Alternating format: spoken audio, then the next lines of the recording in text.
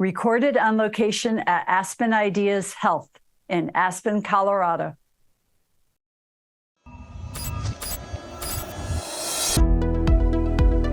We are on location at Aspen Ideas Health, and we are joined by Gregory Jackson, who's the Deputy Director of the Office of Gun Violence Prevention at the White House, and also Special Assistant to President Biden. I grew up in rural Virginia. My dad had 26 guns. I inherited a gun. I'm a gun owner. And so the Office of Gun Violence Prevention is led by gun owners. Right. And so we like to just start with that. Secondly, recognizing that we're not here to infringe on rights and have those discussions. We're really just trying to save lives from what has become the largest health crisis of our time. And in this important role, Gregory Jackson oversees efforts to implement federal law, to identify new executive actions, to expand partnerships, and to improve services for those traumatized by violence. We were walking home from a party and there was a fight that broke out and a shootout happened, and the bullet that hit me hit 2 arteries and nearly cost me my life. And I'll never forget, I was shot just 3 days after the failed universal background checks vote in the Senate. And so it was just so heartbreaking and infuriating, frankly, to see political leaders I look up to, make excuses of why they couldn't take action or why they couldn't get it done. And that was kind of a turning point for me. I just kind of promised that if I could ever get out of the bed again, I would do all I can to fight for change. And this is Conversations on Healthcare.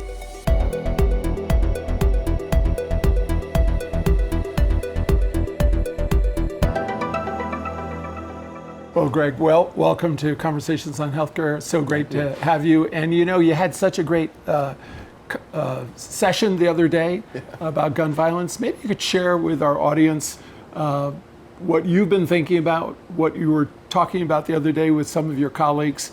I think everyone would be quite interested. Yeah, I mean, well, thanks you for having me. This is amazing. Delighted. Beautiful Aspen, this amazing show.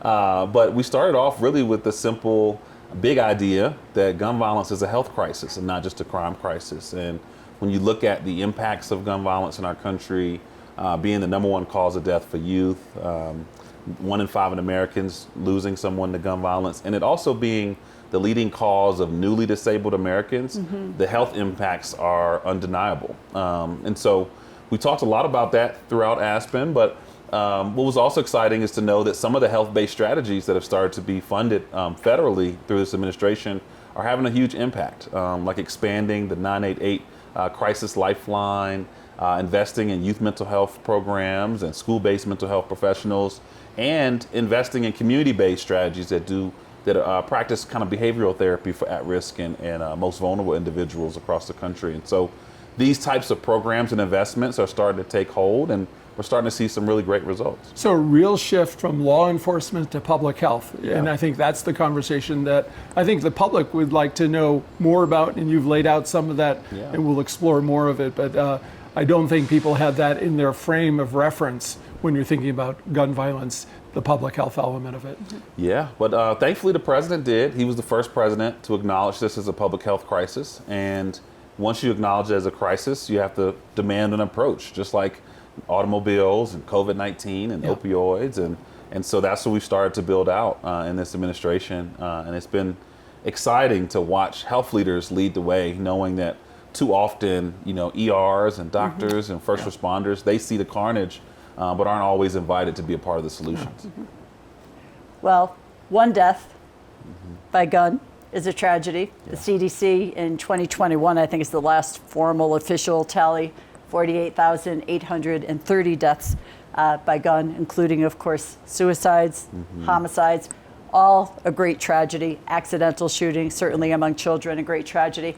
And I think one of the things that your office is really focused on is collaboration. And I heard you say schools and a few other groups, but tell us more about this. What's the strategy you've laid out that says we've got to have all these partners at the table, and how are you giving them voice and presence in this national debate? Yeah, well, just starting with the government, our first week on the job in September of 2023, we were asked to present some ideas because there was a cabinet meeting that week. And we thought, well, okay, what does that have to do with us? And they said, well, here are all the agencies that will be reflected please bring at least 3 to 5 ideas for each agency. And some of them, I didn't even know what they were. I was like, what an opportunity. I was like, what is the Office of opportunity. Science and Technology Policy? But we learned, and a lot of the agencies had already kind of come up with different ideas. For example, Department of Labor has a program called Growth Opportunities that focuses on at-risk individuals, like at-risk youth under 24, and provides job training. And so one of their proposals was, why don't we focus that on communities most impacted by gun violence and poverty? The Department of Education knew that safe storage is a big way that they could reduce violence. Absolutely. And so one of the ideas that we came up with was coming together to roll out a national campaign educating parents on safe storage. Most recently, New York City, the mayor did a big press conference about the city of New York, rolling out their safe storage campaign, answering the call of the Department of Education. And so we're starting to see every agency, like the Department of Veteran Affairs, giving out safe storage boxes and talking about lethal means and how that impacts suicide. So we started there. And so that was huge. We also started to get the agencies involved in the reactive work too. So we built a 10-agency FEMA-style response team that can help communities recover from these mass shootings or these high concentrations or surges in violence. And so everything from small business loans to maybe a grocery store, like unfortunately what happened in Arkansas. Just yesterday. Terrible.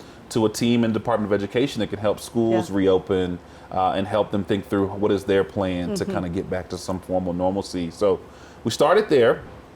Then we pushed a little further and said, how do we go beyond the doors of government and find new partners? And thankfully, the gun violence movement is huge and robust, and there are so many organizations that we're able to bring in the door. But we also started to think about, how do we get the health space involved? And just 2 weeks ago, we did a convening with 80 health CEOs overseeing systems across the country to really talk to them about what ideas do they have and how can they better partner with the government, but really start to lean in and lead on this issue. And so we're still building, within government and outside of government, finding new partners that all are a part of this, community-wide approach. Well, that's incredible, because as we were, I think, saying just a few minutes before we started, we also lead a federally qualified health center, of which there's 1,400 across the country, taking care of 40 million people. And every one of those departments you mentioned touches the work of community health centers. So the force multiplier effect of your collaboration is really tremendous. No, and I think about best practices. States are engines of innovation, and when the federal government has come late to this, except for the president's new initiative by opening this division. Talk about what you see out across the country. I know you've talked about Maryland and others, but what can people look to, whether it's New York City or the state of Maryland? Where else are you seeing bright ideas? Yeah, I mean, it's there's so much happening right now. One of the coolest things is, in 2008, there were only, I believe, 10 offices of violence prevention in the country at the city level. Now there's over 60. Wow. And so we brought them together to the White House about 3 weeks ago, just to, one, celebrate that they exist and hear about the innovative strategies that they're implementing. Places like Green Bay, Wisconsin have very robust suicide prevention programs, and Charlotte, North Carolina is almost completely focused on youth violence intervention. And we're seeing each city kind of create their own tailored approach to addressing the crisis of violence based on how it's showing up in their communities. We're also seeing states. This year alone, 6 new states are building their own statewide offices. And so we had North Carolina, which was the first in the South.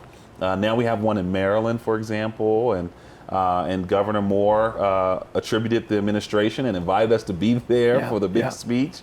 And also invited us to help him build it. So, no good deed goes unpunished. Exactly. Unrewarded. Yep. So we're excited to see infrastructure being built that can start to pull state and local governments beyond just law enforcement to the table to be a part of these solutions. A couple cool things. We're also seeing new legislation passed around lost and stolen firearms. We know that's a huge problem in America, where over the last 5 years, over 1 million guns have been stolen. And the time between a stolen gun and a crime scene is very, very short. So the more we can do around preventing lost and stolen guns, or at least reporting it faster, makes a big difference. We've also seen a huge focus on victim services And in places like Chicago, they're thinking about how can they get to victims and families sooner to help them deal with that trauma, to hopefully disrupt the cycle and prevent any retaliation. So between victim services, new offices, looking at lost and stolen guns, the safe storage work in New York City and in Las Vegas too, we're watching a lot of different innovative approaches starting to be implemented.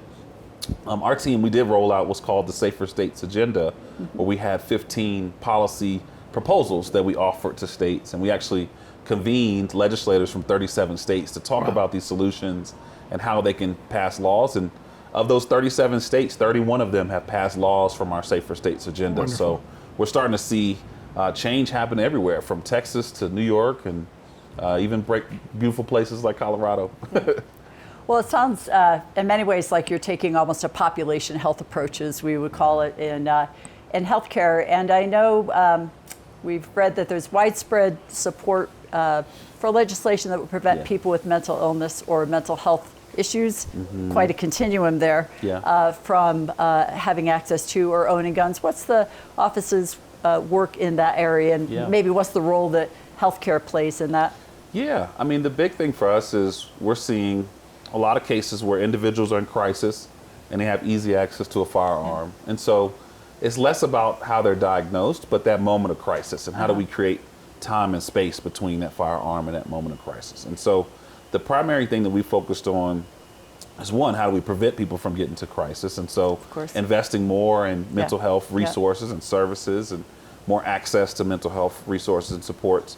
But then, frankly, pushing for red flag laws. This administration rolled out $750 million to help states implement their extreme risk protection order laws, which can allow, the courts to remove guns from the home in a time of crisis. And we strongly believe that you can always return a gun, but you can't return a life. And so these types of policies and programs are very impactful. And we're seeing even the reddest of states be enthusiastic about it. In Florida, they've used their red flag law over 12,000 times. It was Republican-led and Republican-championed, and it's saving lives every day from suicide and mass tragedy and homicide. Well, it's so good that you talk about red states, blue states, because gun violence happens everywhere in America. Talk about the seam of opportunity of having conversations with people who may be gun owners, people who believe fundamentally it's a right to own a gun. What do those conversations look like? I know the president's reached out across the country, but I'm sure your office, as you indicated. But what are some of the struggles that you might encounter in trying to engage people? Yeah. Well, I think it's important just to acknowledge that the president is a gun owner. I grew up in rural Virginia. My dad had 26 guns. I inherited a gun. I'm a gun owner. And so the Office of Gun Violence Prevention is led by gun owners. And so we like to just start with that. Secondly, recognizing that we're not here to infringe on rights and have those discussions. We're really just trying to save lives from what has become the largest health crisis of our time. And when we talk about responsible gun ownership, I think most of our enthusiastic gun owners, especially those in recreation and sports and former military, they know what it takes to be a responsible gun owner and all the different risks and the steps you take. But unfortunately, that standard is not common knowledge for every gun owner in America. And we have a huge surge of new gun owners, over 400 million guns in America. And so we have to make sure that we're thinking about safe storage, making sure people are trained, the importance of permitting, the importance of background checks.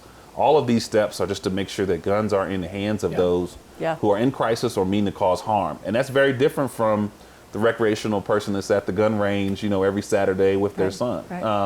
And so I think if we can just connect those dots, it really helps to show that we're here to save lives first and to really strengthen the standard of responsible gun ownership. I think that's a great meeting place to start from. And frankly, we have a lot of activists and leaders that are gun owners that are a part of this movement. I think we just have to get past this polarizing debate around gun rights and more focused on how do we make our country safer from the violence that is obviously costing us lives. Well, I want to go back for just a second to highlight those red flag laws. And I think they could stand a little more public awareness. I think people can tolerate a short-term intervention versus saying this is for life. This is an act, something you're barred from forever. So thank you for flagging that. But my guess is something like that often lands also in state health departments to carry out the public health education campaign. And our state public health offices are so stretched after COVID. And I'm not sure I heard them at the table when you were going through your partners. What's the relationship with state departments of health, CDC, about getting this out? Yeah, well, it's definitely an area of growth. I think this is the first administration that's really leaned in on, with Department of Health and Human Services and CDC and the Surgeon General on how to really bring these worlds together. This was the first CDC director in history to really come out boldly on this. Yeah, no, the North Carolina person. Yes, yeah, exactly. And so we're seeing these worlds really come together, but there's still a lot of coordination to do. Federally, there is now emergency resources after a mass shooting. We're seeing new programs being rolled out that focus on youth that have been impacted by violence, and really the National Traumatic Stress Network for Youth is a huge tool and resource that we're starting to make sure is connecting with survivors of gun violence too. So these worlds are starting to bridge more at the national level. I think there's definitely more work to do at the state and local level, but it also reinforces why these state and city level offices are so important. In the state of Maryland, I'm pretty confident their office is housed in the Department of Health. So we're starting to see that trend of putting these offices on the health side, not just on the public safety side. So I think we're getting there. Yeah, and Greg, you mentioned CDC, and it's really the first time in 20 years that the new legislation allowed the CDC to do research on gun violence. And so it unshackled the CDC in terms of that. What initiatives do you know they're undertaking? Oh man, well, they're doing amazing work looking at the different types of approaches to reducing gun violence. I think some of the most exciting research has been around community violence intervention programs and the impacts and how they're working in different communities. A lot of research on red flag laws and how they're being implemented or not being implemented. I think what we'll all be excited to see soon is a bigger emphasis on injuries and what is the ripple and impact of injuries. I shared earlier it's the leading cause of newly disabled Americans, but we don't talk enough about those who are impacted and survive and what trauma that creates and what cycles of violence that could create. So I know that's a direction they're heading, and we're excited to see more data and research in that space of, how do we help those who have been impacted and not just, focused on the prevention and intervention side. So is your office, I'm sure not charged with maybe the research itself, but no. I'm not you're glad you're not charged with the research itself, I can tell that. But there is a lot of focus on root cause, right? And that's true in health, that's true in just about anything where you're trying to affect change down the road. You mentioned the traumatic stress networks. What are the other root causes that people are putting out there in terms of gun violence? Yeah, I think the biggest root cause or the biggest connector to a lot of these tragedies is trauma. We found that most shooters have been traumatized first in some way, shape, or form. In inner cities, is being exposed to another shooting, and whether it's domestic violence or violence in the home, we're seeing even with mass shooters, some other trauma was there. So really pouring into helping treat trauma of those who've been abused in different ways or harmed in different ways. We're also looking at economic opportunity. Again, the Department of Labor has been a big partner for us. They've rolled out 6 new funding programs focused on how do we get to those who are most impoverished and dealing with concentrations of violence. Department of Education is doing a great job getting to youth earlier. They have a program called Project Prevent that focuses on elementary age youth that have been traumatized by violence, and how do we provide resources and support for them to navigate through that and still live a healthy, kind of balanced education life. So I think we're thinking about trauma, economic opportunity, and really education and youth, and how do we get to folks earlier. It's probably the main areas we're working in. We also have seen a huge effort from the Department of Veteran Affairs. Absolutely, we had them on the show recently talking about this. Just heartbreaking hearing those statistics. It is, but they're making historic strides too. You're talking about the role of guns and how that can be harmful and how that feeds into the cycle of suicide, which is tough, to discuss with veterans. But also the urgency of safe storage. They're giving out safe storage devices to veterans, knowing that, hey, you might be a very responsible, well-trained owner of a gun, but you still have to store it when the kids come over, or you still may need to store it if you're in a moment of crisis. So I think those are kind of some of the partners that we're looking at. But frankly, the root cause work, we're really starting to just dive into it because we've been so focused on the intervention that we can do right now. Well, it's another great time for healthcare, and the focus on screening children for adverse childhood events, screening for traumatic events, having services in the schools to work with kids like the school-based health center. So it really, those collaborations we talked about a little while ago sound like they are really at the root of your success, which is tremendous, along with legislation. And so exciting that you're covering school-based, you're thinking about veterans and thinking about innovations. None of this would have happened unless President Biden set up the first Office of Gun Violence Safety and Prevention. Talk a little bit about the department or the office itself. It's 2 years old. How's it look? How do people access it? Well, we're only 9 months old. 9 months, okay. two years since the legislation. 2 years since the bill. Well, our office is, we're small but mighty, and we pride ourselves on partnership.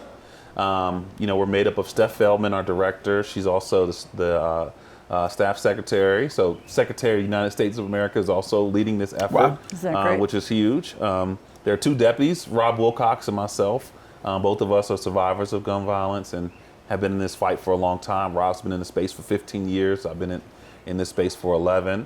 And then beyond that, we have Sarah Weiner, who's our policy coordinator, who's brilliant and can move through the White House building like a Ginsu, organizing and getting things done for us.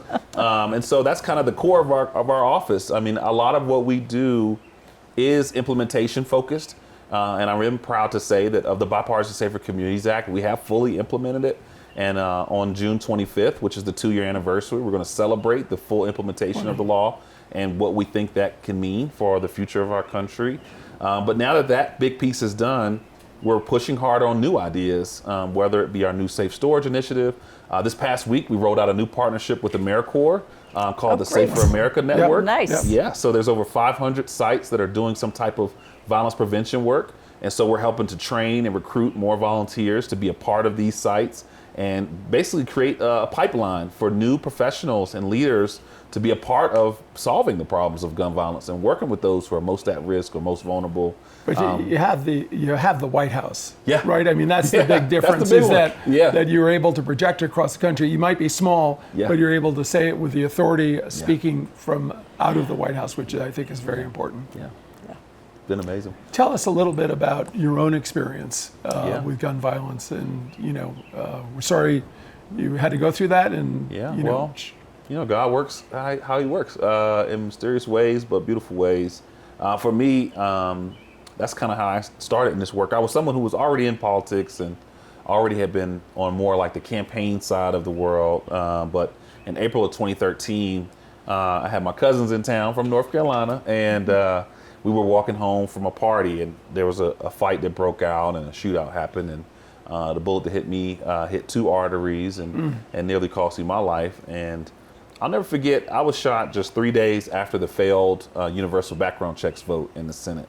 And so it was just so heartbreaking and infuriating, frankly, to see political leaders I look up to, make excuses of why they couldn't take action or why they couldn't get it done. And that was kind of a turning point for me. I just kind of promised that if I could ever get out of the bed again, I would do all I can to fight for change and not just wait for some elected official to do it for me, but try to get in there and push it myself. But my recovery was much longer. It wasn't like the movies, you get shot, you don't shake it off and keep moving. I spent 6 months in recovery, 21 days in the hospital, across 6 different surgeries, and I was bedridden most of that time. And so it was really, really tough, but it was also a moment to reflect and learn more about this issue and different solutions that exist.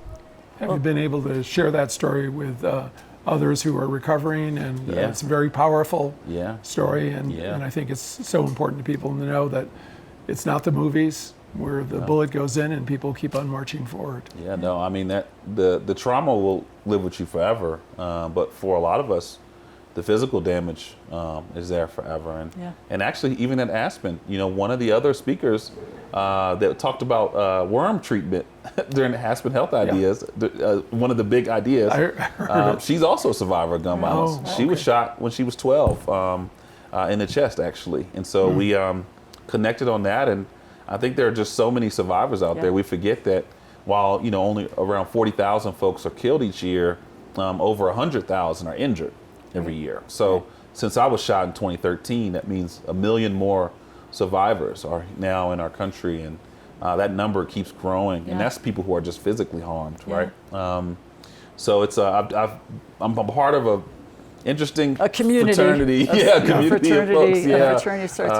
Well, we're all part of this kind of world community, and we're based in Connecticut, so we of course had the experience of living through Sandy Hook on that very dark, sunny December day years ago. But we recognize also the trauma of those folks who cared for you and your colleague that you just described in the emergency room, that the first responders that are out there seeing the first responders on the scene of something like a Sandy Hook. And I understand you have some initiatives going on in your office about helping those folks as well. Well, through the Office of Veterans Affairs, Department of Veteran Affairs, there are resources directly for first responders.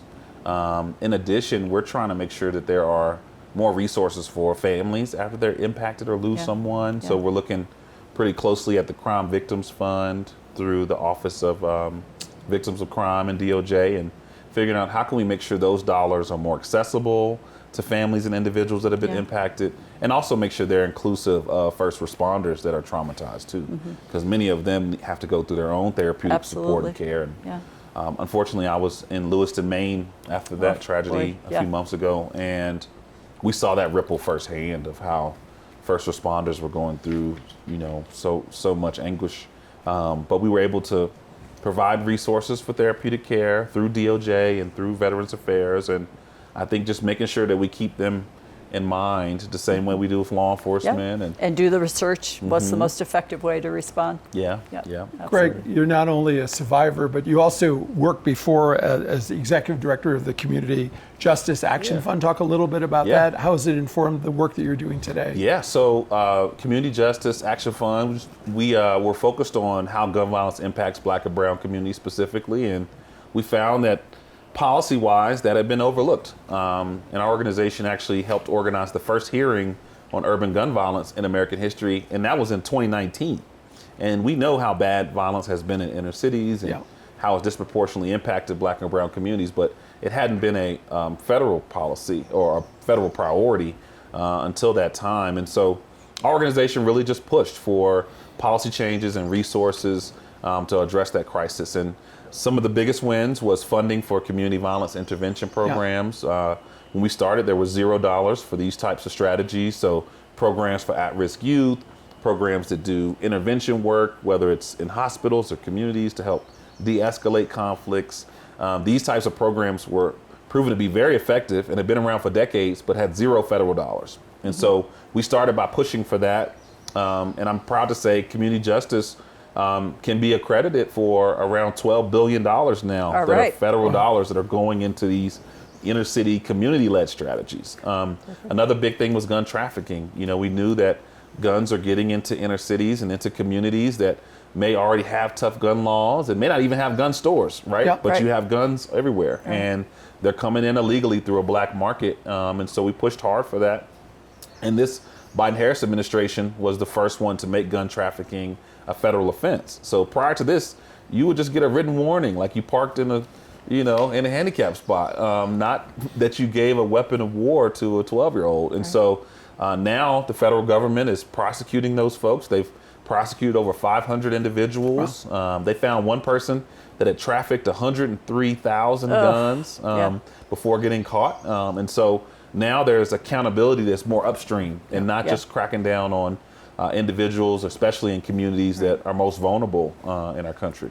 Well, I want to celebrate a recent win, I think, which was the Supreme Court upholding that it was not a violation of Second Amendment rights to say that somebody who's been deemed to be a threat, and specifically we're talking about intimate partner violence here, let's take away that gun. They cannot have a gun while they're subject to the restraining order. So we lead a domestic violence shelter within our organization and have for over 40 years. And I can tell you, this is such important work to make those kinds of very specific focus areas. So that, I assume there was some celebrating in your office that day? Yeah, well, I was here with y'all. So Okay, there was some celebrating out here. We celebrated. Yeah, a few drinks and cheers. But no, it's a big win because we know that there is a very clear correlation between the domestic abuse and violence against women and fatal violence against partners. And this upholding that was huge because we have so many new tools that we need to start using.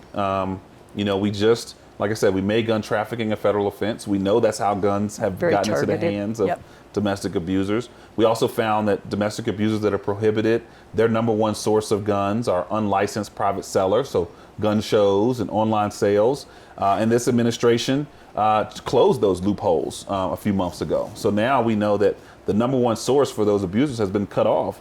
But if that was overturned, then it would have opened the floodgates, right, for guns to get into the hands of those who have shown harm. So it's a huge win. Huge. And I know a lot of lives will be saved. And I'm just so thankful that standard is in place. And now we can keep building more resources to intercept the access to guns of those who we know are taking too many lives. Well, Gregory Jackson, thank you so much for being with us today. Continue the success in the work that you're doing, all important work at the White House. Thank you, our listeners, for joining in today. You can join us on CHC Radio or follow us on X or YouTube. And again, thank you for joining us on Conversations on Healthcare. Of course, thank you. Thanks for having me. Thank you so much. Thank you. Yeah. Thanks.